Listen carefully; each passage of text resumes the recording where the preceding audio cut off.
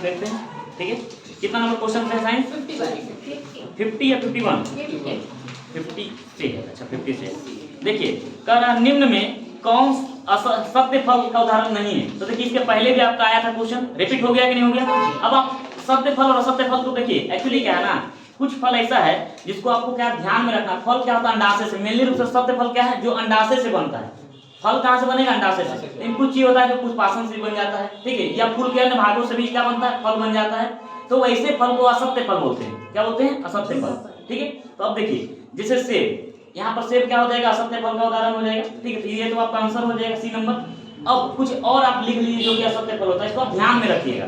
ठीक है, तो लिखिए अंजीर और अनानास, बगल में लिख लीजिए अंजीर कौमा अनानास। नाशपाती भी लिख लीजिए। ठीक है, नाशपाती, अंजीर अनानास कौमा नाशपाती। ठीक है, चलिए हाँ। अब अगला सवाल है, कह रहा जैसे जैसे हम आवर्त सारणी में यानी आवर्त में आगे बढ़ते हैं तो तत्वों की संयोजकता क्या होती है? तो ये देखिए हाँ, वर्ग में जाते तो समान रहेगा। एक ही वर्ग में ऊपर से नीचे जाएंगे तो मेरा संयोजकता जो वैलेंसी है वो क्या होगा? एक ही रहेगा। ठीक है, लेकिन आवर्त में हम जैसे 1 से 2 बढ़ेंगे तो मेरा वैलेंसी क्या होता जाएगा? बढ़ेगा। फिर जाके एक लिमिट में आएगा तो फिर क्या होता जाएगा? घटता जाएगा। ठीक है, तो 1 से लेकर 4 तक क्या होगा? बढ़ेगा और फिर क्या होते जाएगा? डिक्रीज होते जाएगा। यानी पहले बढ़ेगा और फिर घटेगा। इसका सही आंसर क्या होगा? D number. चलिए बहुत बढ़िया। 52 नंबर देखिए, कार्बन 12 परमाणु में क्या होता है? तो देखिए कार्बन 12, कार्बन जो कार्बन का होता है परमाणु संख्या वो कितना होता है? 6 और परमाणु भार 12। तो जिस 12 दिया हुआ, तो देखिए परमाणु भार न्यूट्रॉन जो होता है, न्यूट्रॉन और प्रोटॉन को मिलाकर क्या बनता है? केंद्रक में क्या रहता है? न्यूट्रॉन और प्रोटॉन। इसका अब देखिए कार्बन 12 में यानी क्या दे दिया? द्रव्यमान संख्या दे दिया है। द्रव्यमान संख्या क्या होता है? Neutron plus proton. ठीक है, तो अब आपको 12 बराबर एक, जैसे कार्बन में क्या होगा? 6 इलेक्ट्रॉन 6 प्रोटॉन। ठीक है, 6 इलेक्ट्रॉन और 6 प्रोटॉन होगा। अब 6 प्रोटॉन है, यहाँ पर 12 दे दिया तो द्रव्यमान संख्या क्या होगा? n plus p। तो यहाँ 12 में 6 इलेक्ट्रॉन होगा, सॉरी जितना प्रोटॉन है 6 तो उतना ही क्या होगा? न्यूट्रॉन भी। तो 12 में से 6 की जगह क्या हो जाएगा? 6 हो जाएगा। तो इसमें सही आंसर क्या हो जाएगा? ए नंबर। 6 इलेक्ट्रॉन भी होगा, 6 प्रोटॉन भी होगा और 6 न्यूट्रॉन भी होगा। ठीक है, चलिए बहुत बढ़िया। आगे 53 नंबर, डंक वाले स्थान पर किसके प्रयोग से आराम मिलता है? तो बेकिंग सोडा। ठीक है, बेकिंग सोडा। चलिए आगे, अच्छा बताइए बेकिंग सोडा का फॉर्मूला कौन बताइए? बोलिएगा, कितना लोग याद है? सोडियम बाइकार्बोनेट है ना, है खाने वाला सोडा। तो सोडियम बाइकार्बोनेट NaCO3। अच्छा फिर धोवन सोडा है, वॉशिंग सोडा इसको बोलते हैं, बताइए उसका? हाँ Na2CO3 into 10H2 into 10H2। ठीक है, calcium carbonate CaCO3, milk of magnesia MgOH का होल 2। हाँ होल 2। आगे 54 नंबर देखते हैं, किसी भी उदासीन विलयन का पीएच मान कितना होगा? 7। कितना होगा? 7। अच्छा पीएच मान, पीएच का फुल फॉर्म होता है पावर ऑफ हाइड्रोजन। क्या होता है? Power of hydrogen. ठीक है, अच्छा पीएच स्केल का खोज किसने किया? सोरेनसन ने। किसने किया? पीएच जो स्केल होता है उसमें कहां से कहां तक वैल्यू होता है? 0 से 14 तक। 0 से 14 तक। 7 में क्या होता है? उदासीन। और 7 से नीचे अम्ल एसिडिटी। हाँ, और 7 से अधिक रहेगा तो क्षार, बेसिक हो जाएगा। चलिए आगे बढ़ते हैं। 55 नंबर, सूर्य की ओर सूर्यमुखी की गति का कारण है फोटोट्रॉपिज्म। देखिए 2 तरह की गति होता है, एक प्रकाश की ओर गति को बोलेंगे फोटोट्रॉपिज्म, इसको बोलते हैं प्रकाश अनुवर्त गति। एक होता है भूमि की ओर गति, उसको बोलते हैं भू अनुवर्त गति, जिसको बोलते हैं जियोट्रॉपिज्म। देखिए है आपका जियोट्रॉपिज्म है ना, डी नंबर। इसको बोलते हैं भू अनुवर्त गति, मतलब भूमि की ओर गति। तो भूमि की ओर गति किसका होता है? जड़ का।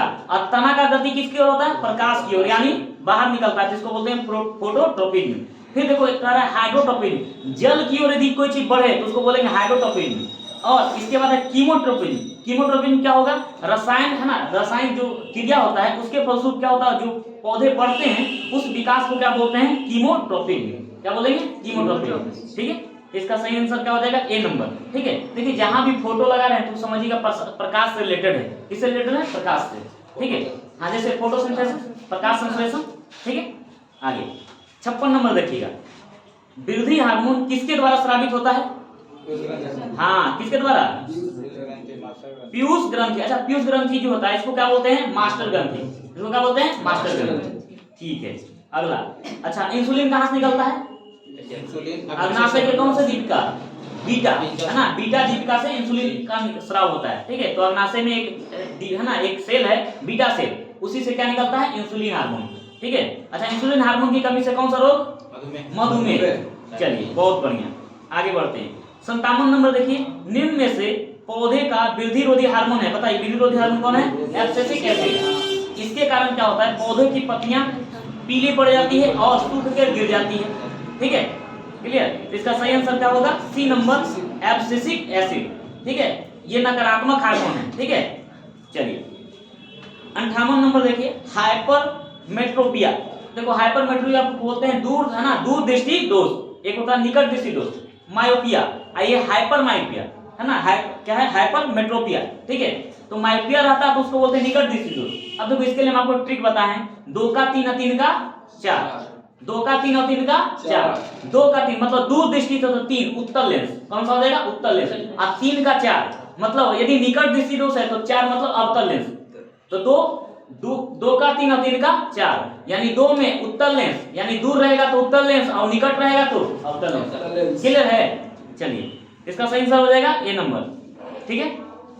59 नंबर देखिए, वास्तविक और उल्टे प्रतिबिंब के लिए दर्पण का आवर्धन होता है ऋणात्मक होता है। क्या होता है? ऋणात्मक। देखिए आप ध्यान रखिएगा, प्रतिबिंब कितना प्रकार का होता है? 2 प्रकार का, एक वास्तविक और एक काल्पनिक, ठीक है। जो वास्तविक प्रतिबिंब होगा कैसा होगा? उल्टा, और काल्पनिक प्रतिबिंब कैसा होगा? सीधा। तो वास्तविक प्रतिबिंब बनेगा किसमें? अवतल में, अवतल में, किस दर्पण में? अवतल दर्पण में। दर्पण में देखेंगे तो अवतल और लेंस देखेंगे तो उत्तल, ठीक है। तो वास्तविक और उल्टा जब भी बनेगा तो क्या होगा? वास्तविक और उल्टा बनेगा तो आवर्धन, आवर्धन को बोलते हैं मैग्निफिकेशन, एम, ये हमेशा क्या होगा? नेगेटिव। और जब काल्पनिक और सीधा बनेगा तो एम जो होगा हमेशा पॉजिटिव होगा। क्या होगा? पॉजिटिव। देखिए सीधा सीधी आप एक कोई दर्पण ले लीजिए, ठीक है। दर्पण में जो होता है इधर वस्तु का एम होता क्या है? पहले एक चीज देख लेते हैं, आवर्धन होता क्या है? ये होता है हाइट ऑफ इमेज बटा height of object, height of image बटा हाइट ऑफ ऑब्जेक्ट, इसी को बोलते हैं आवर्धन, ठीक है। अब देखिए height of image, height of image जो होगा यदि हम काल्पनिक बनेगा तो काल्पनिक बनेगा उल्टा बनेगा, नीचे की ओर, और नीचे की ओर जितनी भी दूरियां होती है क्या होती है? ऋणात्मक होती है। तो ये हो जाएगा माइनस में एच आई बटा हाइट ऑफ ऑब्जेक्ट। अब हाइट ऑफ ऑब्जेक्ट इधर जब लेंगे तो ये होगा दूरी, तो क्या ऊपर की ओर जो जाएगी दूरी क्या होगा? धनात्मक। क्या होता है? धनात्मक। तो इस तरह से हाइट ऑफ ऑब्जेक्ट क्या हो जाएगा? धनात्मक। तो माइनस प्लस तो माइनस ही होगा। तो यदि ऑब्जेक्ट ये वास्तविक बनेगा तो क्या हो जाएगा? माइनस हो जाएगा एम। यदि प्लस में लेंगे, यदि मान लीजिए हम देखें काल्पनिक बन रहा है तो काल्पनिक बना लेते हैं, इसमें देखते हैं काल्पनिक बनाकर। तो काल्पनिक यदि आप बनाइएगा तो अवतल दर्पण में काल्पनिक कब बनेगा? जब दर्पण से पीछे बनेगा। अवतल दर्पण का क्या कैसे? काल्पनिक प्रतिबिंब कब बनेगा? वो दर्पण के पीछे। दर्पण के पीछे यदि आप बनाएंगे तो वस्तु ये काल्पनिक और सीधा बनेगा। तो सीधा का मतलब ये ऊपर की ओर। और याद रखिए आप वाई एक्सिस में ऊपर की ओर की क्या रखते हैं? प्लस, और नीचे की ओर क्या रखते हैं? माइनस। तो देखिए इधर रखिए आप ऑब्जेक्ट, यानी इधर भी प्लस और इधर भी प्लस, तो प्लस बटा प्लस क्या हो जाएगा? प्लस। तो यानी एम का मान क्या हो जाएगा? प्लस। यानी वास्तविक और उल्टा प्रतिबिंब बनेगा तो आप ऋणात्मक होगा क्या? आवर्धन का मान ऋणात्मक। और यदि आपका बनेगा काल्पनिक और सीधा बनेगा तो उसका क्या हो जाएगा? धनात्मक हो जाएगा, आवर्धन का मान धनात्मक। यहां तक किसी को दिक्कत नहीं? आगे बढ़ते हैं। इसके बाद अगला जो सवाल है 60 नंबर, धात्विक चालक में विद्युत धारा का प्रवाह होता है। तो देखिए सीधा सीधी विद्युत धारा का प्रवाह का एक ही कारण है, सीधा एक मुक्त इलेक्ट्रॉनों की संख्या। मुक्त इलेक्ट्रॉन रहेगा वो क्या होगा? चालक होगा, यानी उसमें क्या होगा? विद्युत धारा का प्रवाह होगा, ठीक है। विद्युत धारा का प्रवाह का एक ही कारण है मुक्त इलेक्ट्रॉनों की संख्या। इसका सही आंसर क्या होगा? ए नंबर, 60 का ए। 61 नंबर देखिए, करेक्ट टाका, इसको शोल्डर भी बोलते हैं, इसी को रांगा भी बोलते हैं, ठीक है। और ये जो होगा इसका सही आंसर क्या होगा? ए नंबर, टीन और लेड, मतलब टीना और शीशा, ठीक है। इसका हम ट्रिक भी बताए थे, सीटी, है ना। टाका भिड़ाएगा कैसे? सीटी मार पीटेगा, भिड़ाता है ना, बोलता है टाका भिड़ाना है ना, तो सीटी मारता है, ठीक है। तो सीटी तो सी से शीशा और ट से टीना, है ना, टी से टीना, शीशा और टीना। तो शीशा और टीना, शीशा के लिए लेड और टीना से, है ना, टी से टीना हो गया। तो इसका टाका क्या हो जाएगा? टीन और लेड। अगला एक बताओ, आपको इसका एक और बताए थे, पित्तल का, पिताजी, याद कीजिए पिताजी। तो पिता से पी से पित्तल, ता से तांबा, अधि से जिंक। फिर एक और बताए थे आपको, है ना, कांटी। किसका किसका कांटी चाहिए? कांसा का कांटी। कांसा का कांटी चाहिए, तो कांसा से कांसा के लिए हम कर रहे हैं क से कॉपर, अठी से टीन। हो गया, तो हो जाएगा इधर कांटी। फिर क्या हो गया? पिताजी, और इधर क्या हो गया? टाका, है ना, टाका। चलिए आगे 62 नंबर देखते हैं। निम्न में से कौन सा अग्र मस्तिष्क का हिस्सा नहीं है? तो कौन होगा? मेड्यूला, है ना। बाकी सब सेरेब्रम, हाइपोथैलेमस और थैलेमस क्या होगा? अग्र मस्तिष्क का हिस्सा होता है। ठीक है, चलिए हाँ 63 देखते हैं। निम्नलिखित में कौन सबसे बड़ी अंतःस्रावी ग्रंथि है? अंतःस्रावी ग्रंथि बोलेगा तो कौन हो जाएगा? थायराइड। अच्छा, थायराइड से बताइए कौन सा हार्मोन निकलता है? थायरोक्सिन। कौन सा? थायरोक्सिन। अच्छा, थायरोक्सिन में कौन सा तत्व होता है? आयोडीन। इसी कारण क्या होता है? आयोडीन की कमी के कारण कौन सा रोग होता है? हाँ, घेंघा रोग। कौन सा? घेंघा। इसी को ग्वाइटर रोग बोलते हैं। क्या बोलते हैं? ग्वाइटर रोग। ठीक है, बहुत बढ़िया। ऑप्शन नंबर बी सही है। आगे 64 नंबर देखिए। शहद का प्रमुख घटक है, बताइए कौन सा? कौन सा? फ्रुक्टोज। कौन सा? फ्रुक्टोज। ठीक है, शहद का सही कौन सा हो जाएगा? Fructose, B number. ठीक है, अच्छा फ्रुक्टोज को क्या बोलते हैं?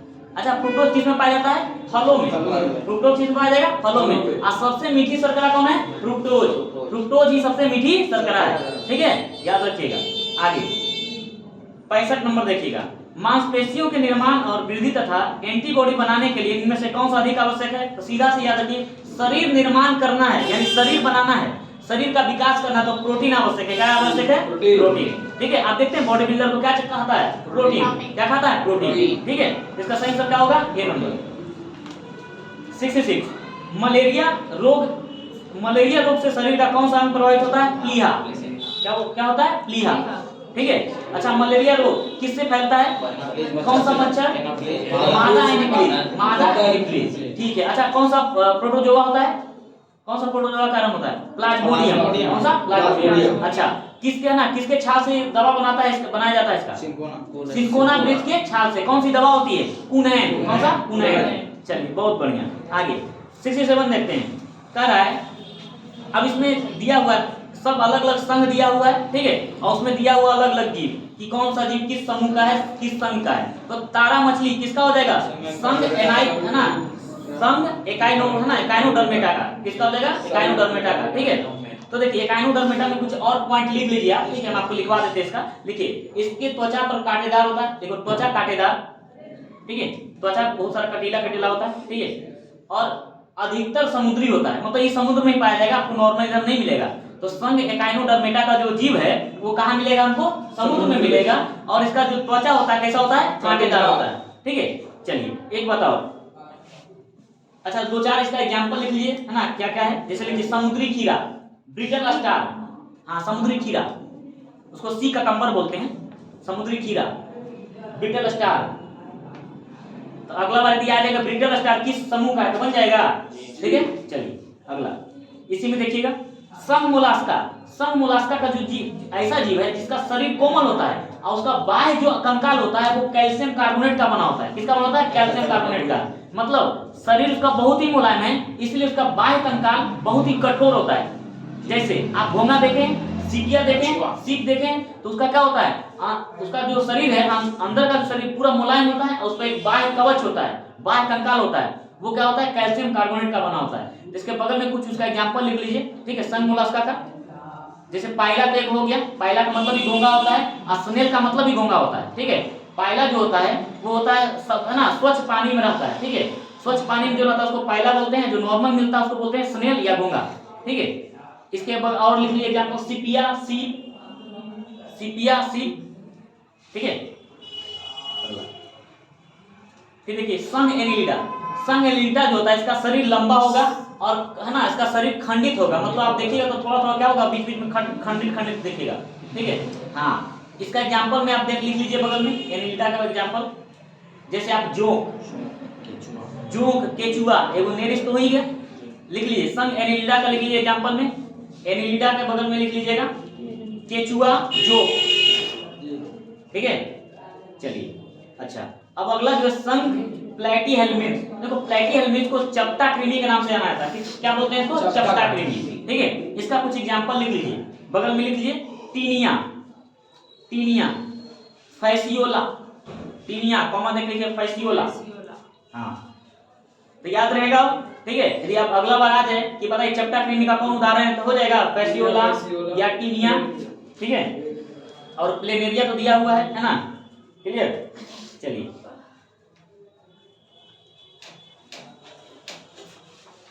अच्छा, 67 का पता है सही आंसर क्या हो जाएगा, ए नंबर, ठीक है, लगातार मिला हुआ है। अगला 68 नंबर देखिए, मानव शरीर में रक्त का आयतन शरीर के भार का लगभग कितना प्रतिशत होता है, 7%। कितना होता है, 7%, ठीक है, याद रखिएगा। अच्छा, रक्त का पीएच मान कितना होता है, 7.4। हाँ लिख लीजिए, नहीं जानते या जानते भी तो भी लिख लीजिए 7.4, ठीक है। चलिए अच्छा 69 देखते हैं, पत्ती का मुख्य कार्य क्या है। देखो ऐसे तो सभी कार्य है पत्ती का, सभी कार्य है पत्ती का, लेकिन मुख्य कार्य क्या है, प्रकाश संश्लेषण।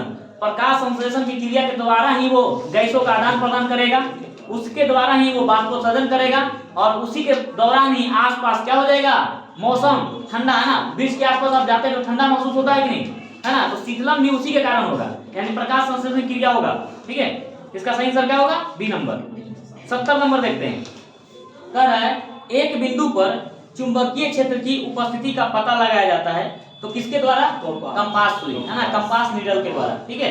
चलिए अगला 71 नंबर, कह रहा है किस तंतु के अणु में प्रोटीन की इकाई होती है, तो रेशम में, किसमें होगा, रेशम में। रेशम बनता है ना कीड़ा से, रेशम का कीड़ा से बनता है, ठीक है। रेशम में कीड़ा का जो होता है ना, वो उसका लार जो होता है उससे बनाया जाता है, ठीक है, बनता है। अच्छा, इसमें कौन सा प्रोटीन होता है, लिख लीजिए बगल में, थाइब्रोइन, थाइब्रोइन नामक प्रोटीन, थाइब्रोइन, ठीक है। तो रेशम के जो वस्त्र होते हैं, यानी जो रेशम का जो धागा होता है, वो कौन सा प्रोटीन से बना होता है, थाइब्रोइन, ठीक है। अगला 72 नंबर देखिएगा, मौसम की रिपोर्ट किस थर्मामीटर का उपयोग करके बनाई जाती है, तो अधिकतम और न्यूनतम। अब कहीं सर अधिकतम न्यूनतम क्या है, तो देखिए कभी कभी जब मौसम पिछला मौसम होता है तो कभी अधिकतम हो सकता है तापमान, फिर आगे देखिए तो कम भी हो सकता है, अधिकतम और न्यूनतम। तो इस तरह से जो रिपोर्ट आता है उसमें अधिकतम और न्यूनतम का अनुमान लगा के ही दिया जाता है कि क्या रिपोर्ट रहेगा मौसम का, ठीक है। चलिए इसका सही आंसर होगा सी नंबर, ठीक है। आगे 73 नंबर देखिएगा, ध्वनि की प्रबलता किसके द्वारा निर्धारित की जाती है, कंपन का आयाम, किसके द्वारा, कंपन का आयाम, ठीक है। अगला अच्छा, ध्वनि की प्रबलता का मात्रा क्या होता है, डेसिबल, क्या होता है, डेसिबल, ठीक है, बहुत बढ़िया। अगला 74 नंबर देखिएगा, कर कोशिका में उपस्थित जेली जैसा पदार्थ बताइए क्या होगा, साइटोप्लाज्म, यानी इसको बोलते हैं कोशिका द्रव्य। कोशिका के अंदर लिक्विड जो भरा होता है जेली जैसा, उसको बोलते हैं कोशिका द्रव्य या साइटोप्लाज्म। और यही यदि नाभिक के अंदर है, यानी केंद्रक के अंदर है, तो इसको बोलते हैं केंद्रक द्रव्य या न्यूक्लियोप्लाज्म, क्या बोलते हैं, न्यूक्लियोप्लाज्म, ठीक है। क्रोमोसोम तो आप जानते हैं, बताइए मनुष्य में क्रोमोसोम की संख्या 46, जोड़ा में बोलेंगे तो 23। अच्छा, इसका अपोजिट यदि 46 को उलट देंगे तो 64 किसमें होगा, घोड़ा में, किसमें, घोड़ा में, कितना, 64, ठीक है। चलिए आगे, क्लोरोप्लास्ट आप जानते हैं हरित लवक है ये, ठीक है। अगला 75 नंबर देखिए, अल्फा किरणों के संबंध में निम्न में से कौन सा कथन सत्य है, तो पहला नंबर का है अल्फा किरणें फोटोग्राफिक प्लेट से गुजरने पर क्या कर देती है, उसको काला, तो सही बात है, फोटोग्राफिक प्लेट से गुजरने पर क्या कर देती है, उसको काला, ठीक है। अगला, अल्फा किरणें विद्युत क्षेत्र में ऋण आवेशित प्लेट की ओर विक्षेपित होती है, सही बात है, क्योंकि ये धनात्मक है तो किस ओर जाएगी, ऋणात्मक की ओर, ठीक है। तो आज का जो आपका सेट का जो डिस्कशन था साइंस का, वो हो गया समाप्त। अगले दिन हम लोग किसका देखेंगे, जीके जीएस का, ठीक है। तो आज के लिए इतना ही, ओके, धन्यवाद। जो देख रहे हैं इस वीडियो को, उसको ज्यादा इसको क्या करें, लाइक कीजिए, शेयर कीजिए और सब्सक्राइब कीजिए। यदि खराब लगता है तो आप इसको डिसलाइक भी कर सकते हैं और अपना कमेंट में लिख दीजिए कि ये खराब था, ताकि हम उसमें सुधार कर सके। ओके, धन्यवाद।